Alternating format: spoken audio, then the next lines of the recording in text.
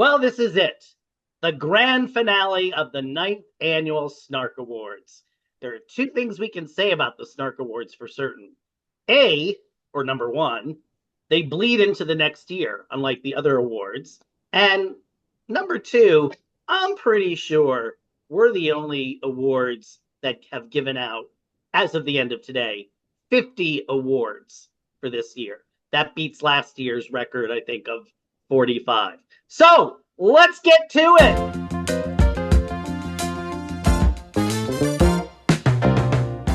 Hey, it's Friday afternoon, January 3rd. Had to think about that for a minute. And welcome to episode 16. Well, this is it. Mama Snark's excited. I'm excited.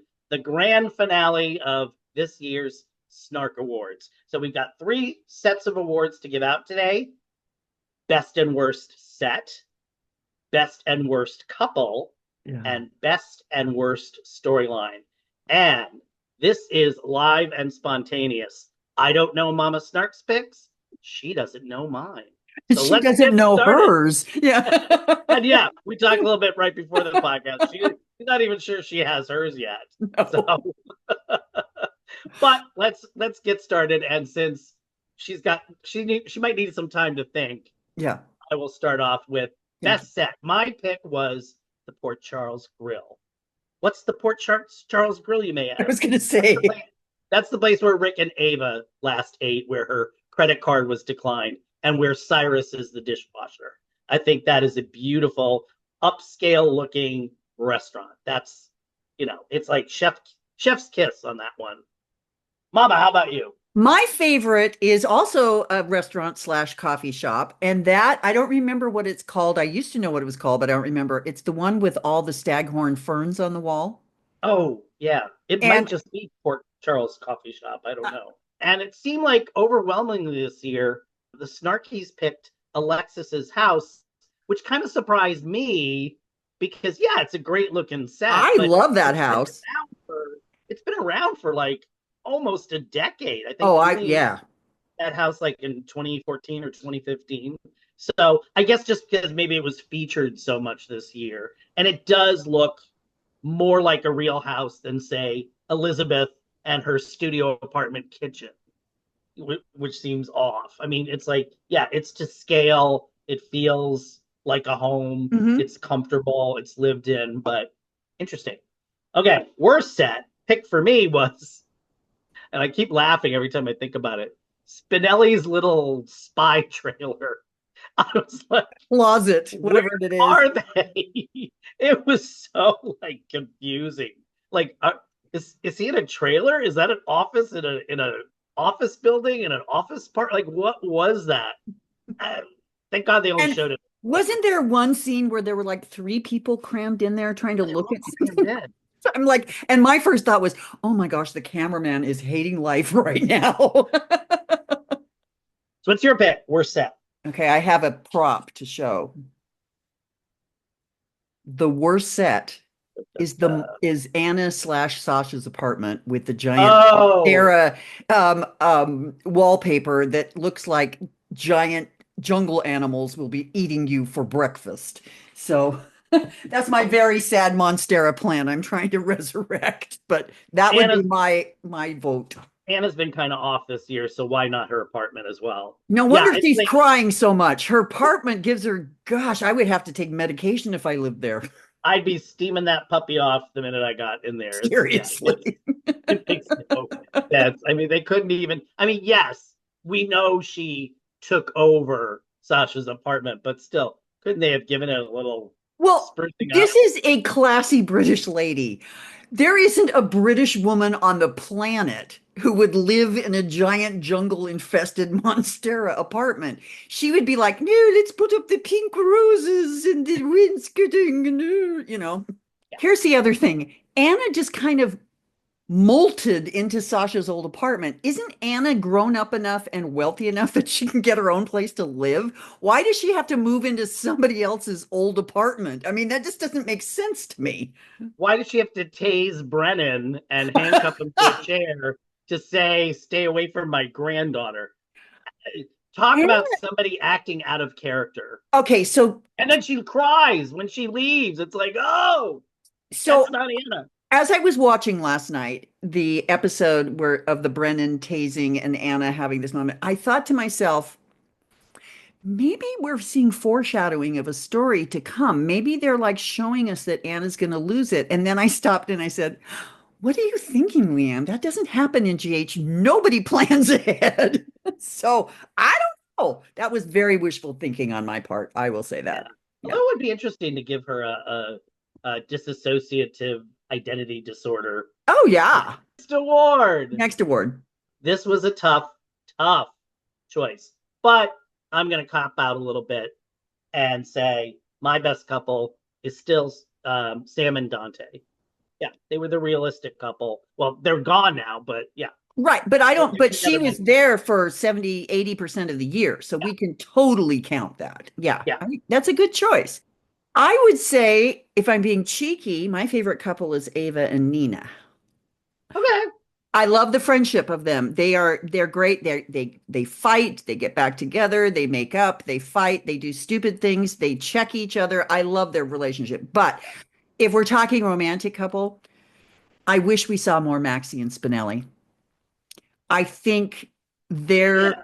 relationship would be one, especially moving into parenting more and seeing them interact with their kids. I wish they'd give them a storyline just because Yeah. they're such interesting and fun characters. But yeah, I love their relationship. And of course, we can say Laura and Kevin too. They're very supportive of one another, but we don't get to see that. See, this Well, is the that's it. You thing. don't see the couple part. Two admissions today. How about this? I actually like Spinelli now that he's Oh, with I've Matt, always loved and that they Spinelli. made him at least mature in the relationship. I think Oh, that's really yeah. what is the He's big deal. definitely like the dad and the man He's of a the good house. dad, Yeah. and not to get too far off topic, but here we go. They finally made me like Michael because I think, and I don't think the writers knew they did this. They've kind of switched the personalities. With Like Michael. Michael is more steady and staid and responsible. Drew's the hothead, crazy. But it's like I actually like Chad Duell, and he's leaving. He's actually dealing with situations maturely. Like he doesn't want to, take the kids away from Willow as revenge. But I think they're gearing up for a custody fight with Lucas, I know. I kind of love that which idea. would be good. But that's it. Michael, I've said all along, if Michael is a CEO and has all these contacts in the world and is smart, like the getting Drew out of Aurora, it's like they need to show that, not this pissy little grumpy cat he's been for Yeah. years. So No, I agree with you completely that Michael is being written completely differently now, which is so ironic because he is leaving, and that makes me sad because I agree with you. This is really one of the first times I've really, really enjoyed the character because he's not being just reactive. He is being right. proactive. And I And like, the other thing, and I thought of this morning when I was watching it, the other thing is Carly's not interfering. Like we have not yet. seen her. Well, yeah, yet, but hopefully he'll tell her off if she does. But she hasn't been hovering like she would in a typical General Hospital plot. So But kudos. but in Yeah. fairness, also, it's the end of the year. It has been so chippy choppy with all the holidays and the preemptions and stuff. For all we know, Carly is hiding in the closet ready to pounce today, and I have a feeling that's what's going to happen very Well, soon. apparently, if you live in Port Charles, there is no Thanksgiving or New Year's. No, no, they've given that up for Lent. Just Oh, Drew. wait, they don't have Lent either. Yeah. Oh, Drew's off. It's January 3rd. Drew's off to Washington. Okay. So who's our worst? I don't consider them a couple. So Drew and Willow yeah, are but going. I got another one. I got another one. Good. I am so annoyed with Curtis and Portia right now, Oh and yeah. have been all year. It is the weirdest dynamic. They appear to be supporting one another, and yet they really aren't. Frankly, the character of Portia, Curtis's character is on the upswing, right? Ever since he kind Yeah. of grew his danglers again and got back to business, Curtis is okay. I'm happy with Curtis. Portia, though, look, guys, writers either make her bad obviously bad Yeah. or do something, because right now she is so disliked because I mean that whole thing with Liz the other day, she was so ugh, that Well, was again, why ugh, she got worst boss in the year-end yeah, awards. It's totally. just she's so pissy. And you notice when she's with Curtis, she does this little cutesy wootsy baby doll thing now, Right? which I really hate. So I- I would agree with that choice for worst couple. Last but not least, the biggest award, best storyline.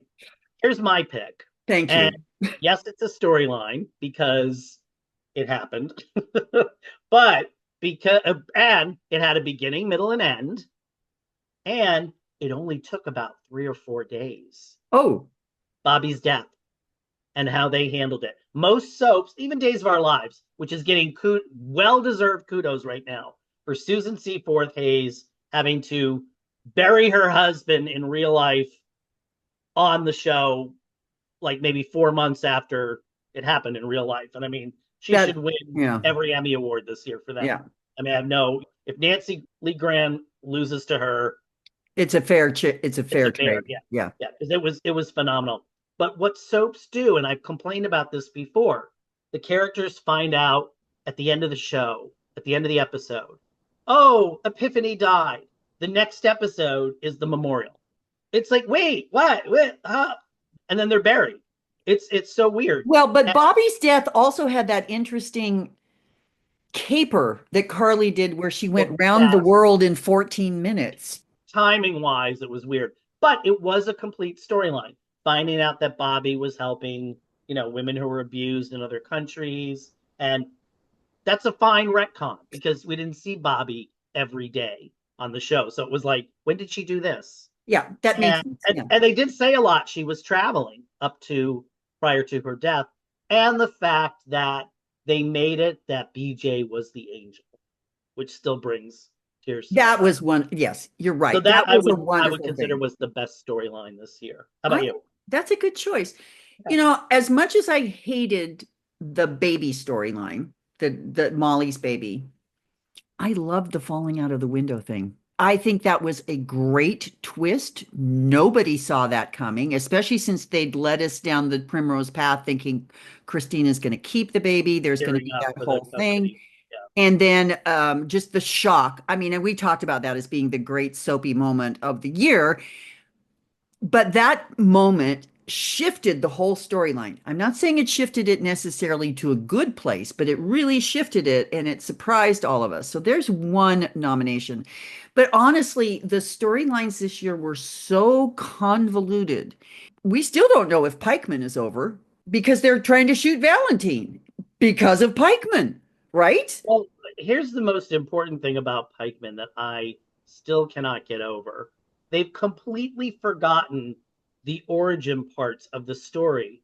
Remember, we still don't know We who was don't on that rooftop at the Metro Court when Curtis got shot.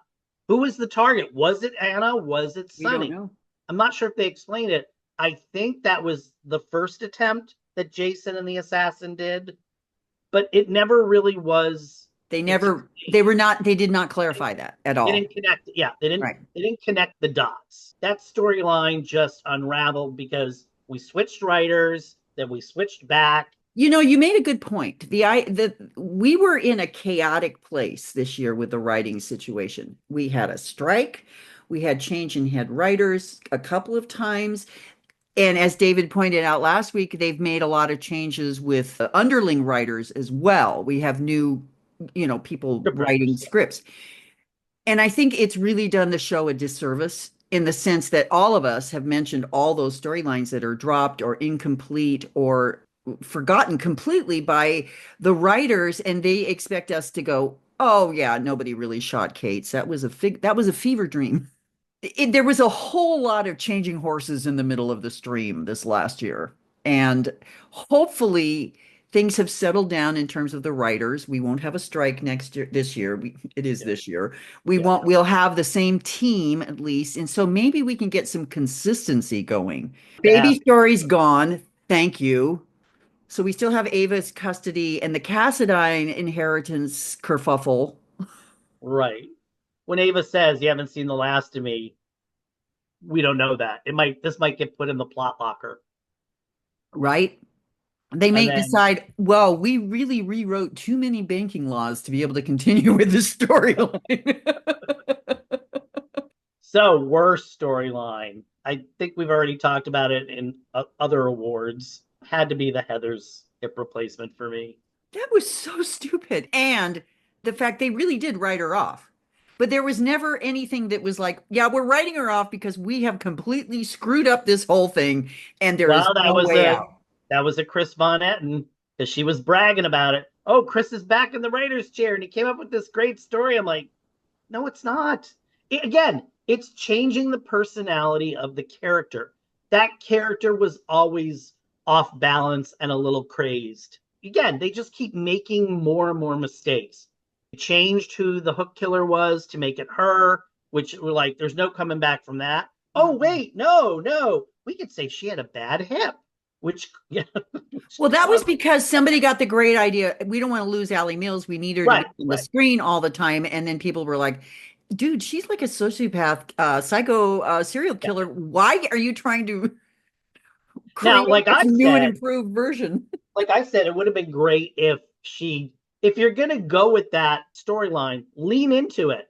Have her get off on some weird technicality. And then she has all this money from the lawsuit and she buys Windermere and starts living large. That would be a fun plot. It would. Because you've got this crazy woman and all these people who still hate her for either killing a loved one or going after them. Diane, Ava, these writers don't understand. A little Heather goes a long way. When Robin Matson was still playing her and Ron Carlivati brought her back, he brought her back for little quick things. She back for a couple of weeks, then gone. Then she came back when the plot dictated she should come back, and not just because we want to keep this person on. Truthfully, I mean, if I'm going to pick one person to keep on just because I love the actor, it would be Allie Mills because she's fantastic, right? But yeah, it isn't. It doesn't work with Heather. So, what is my worst storyline? I hated the baby storyline. Do you love that I said that was the best and now it's the worst? Yeah, because I can do that. It can be both things. Yeah. It was wonky, and we saw the worst of everyone involved.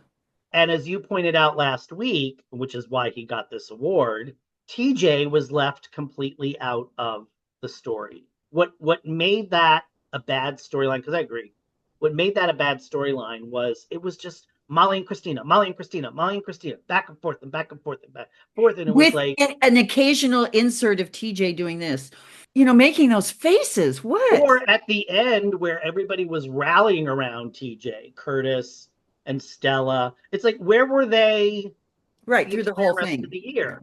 The writers put these characters into storyline. That's why I like when big events happen, because again, they don't know how to do umbrella storylines. Can't be both things. He can't be part of the TJ storyline because he's got to be part of this Aurora storyline. In real life, people do both. Right. If Carly can be everywhere at once, then why can't other characters on the show? They compartmentalize them so much. Half the things I think we mentioned in the awards this year, people were like, oh, I don't remember that. Oh, when did that happen? It happened this year. They drop things so much and then don't pick them up. Here's a perfect example. We saw Cyrus was the one who administered the digitalis to Sam. We haven't seen Cyrus since. So there's no reminder. Like, you reveal something like that, then you start showing Cyrus more and more because that ups the danger. There never seems to be urgency. Yeah, and also Cyrus was off screen so much during the year. We have no idea why he is doing this. We have not been shown. We haven't had a conversation. We haven't seen him praying and talking about why he's doing it. We don't know any of this. And it's so chippy choppy right now. I'm hoping even next week, we see Cyrus doing something. Yeah. He's been praying and evangelizing now for 2 years, but we still watch. It's time now for text messages from Wicked Stepmother. She said there's so many teenagers showing up on the show. Are the writers trying to reach a young audience? And I said, I think they're trying to reach anyone they can. And who knows their thought process. She said, I just spent some time Googling Lila Quartermain. Anna Lee, was that her name? And Yeah, she said she learned a lot about her time on GH and said, if you haven't already, check her out. It was fascinating. She wasn't treated very well. They were I've unkind heard that. Yeah. to her. I wonder if that's in her book. I should look that up. Yeah, interesting. So that wraps up this year's ninth annual Snark Awards. Of course, next year will be the 10th annual. So it Funny how will that never be works. it will never be the same again. But before we go, we just want to acknowledge some of the people, some of the great actors who have graced our screen on General Hospital over the years who passed away in 2024. The first being actress Beth Peters, who longtime viewers will remember was Mrs. Whitaker in the Beecher's Corner storyline when Luke and Laura, she passed away this year, as well as actor Doug Sheehan, who played Joe Kelly, who was involved with Kelly's. And of course, he was involved with Heather, I think, at one point on the Yes. show, and Bobby. He also passed away this year. Ron Hale, who was the OG Mike Corbin, passed away this year. RIP to them. But of course, the saddest death of all this past year was actor Johnny Wachter's murder at the age of 37. I'm glad they've caught the suspects, and I'm sure we'll continue to follow that. Rest in peace, my friends. They brought us a lot of joy. They did. They Yeah, did. And it's always hard to see people leave like that. So yeah. we wish you all the greatest peace and joy this coming year. We're going to keep doing what we do. We're going to show up every day and be our silly selves. And we just hope that you stick with it, follow us, subscribe. Let me just say one thing before I leave. Do you know that you can rate pages? You can give a review and rate them. It would be hilarious if everybody wrote a review on the page and talked about whatever you want to talk about. We love you guys. Thank you so much for listening. Thank you, David, for all his hard work on the Snark Awards. He is the champion of December. Yay! And we will see you next week for episode 17. Bye bye, Wow. everyone.